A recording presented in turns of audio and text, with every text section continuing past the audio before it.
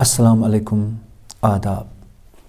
मानूस इस कदर हो सूरत से मेरी बुलबुल, मानूस इस कदर हो सूरत से मेरी बुलबुल, नन्हे से दिल में इसके खटकाना कुछ मेरा हो।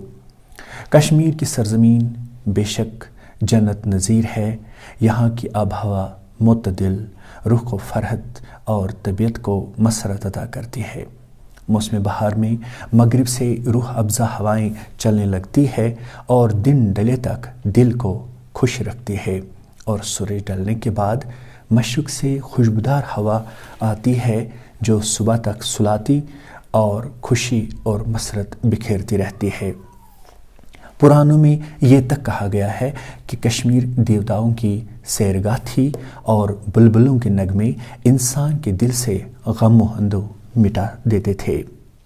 हिंदुस्तान के माहिर तय्युरात का कहना है कि कश्मीर माइग्रेंट परिंदों के लिए भी जन्नत से कम नहीं।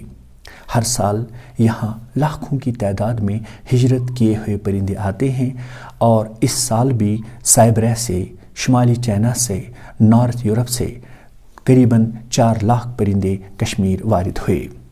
इनमें से 30,000 परिंदे वॉलर लेक में और 1 लाख से ज़्यादा परिंदे शहर आफाक झील वॉलर लेक में पाए गए, और 50,000 से ज़्यादा शालाबुग और 1 लाख से ज़्यादा माइग्रेंट परिंदे होकर सर में पाए गए।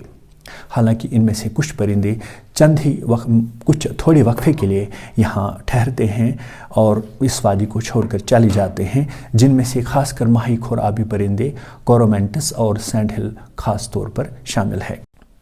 कश्मीर की खास परिंदे जिनमें ख़ास तौर पर बाज़, बुलबुल, कबूतर, अकाब, गुराब, फाख्ता, कमरी, शारक, हुदहुद और हज़ार दास्तान ख़ास तौर पर शामिल है, और कुछ आबी परिंदे जिनमें आउज़, शिकराक और बत वगैरह। लेकिन इनमें से कुछ परिंदे ऐसे थे जिनके साथ अच्छी यादें जुड़ी हुई थी, खासकर तोता मैना, जिनको अक्सर आशिक माशूक के तौर पर शायरी में इस्तेमाल किया जाता था। जैसे मैना को खूबसूरत लड़की और तोते को खूबसूरत मर्द के साथ बतौर इलामत के इस्तेमाल किया जाता था, और कई लोग इन्हें पैगाम रसा मानते थे। और कई परिंदे ऐसे भी थे जिनको तकद्दुस से देखा जाता था, जिनमें अबाबील ख़ास तौर पर शामिल है।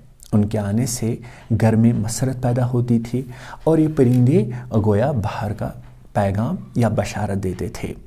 ऐसे परिंदे को पुरतबाक तरीके से खैर मकदम किया जाता था, और घर में उनको आशियाना बनाने की इजाज़त दी जाती थी, और तब तक उसके आशियाने को बड़ी एहतियात के साथ रखा जाता था जब तक वो वापस लौट कर ना आती थी।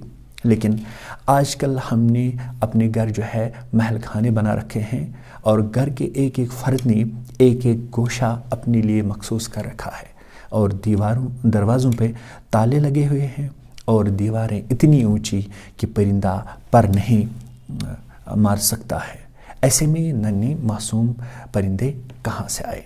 पहले ही 1990 में मोबाइल टावर नस्ब करने से और लो वोल्टेज पोल्स और एसटी इंस्टॉल करने से बहुत सारे परिंदे जो है उनका वजूद ख़त्म हो गया है।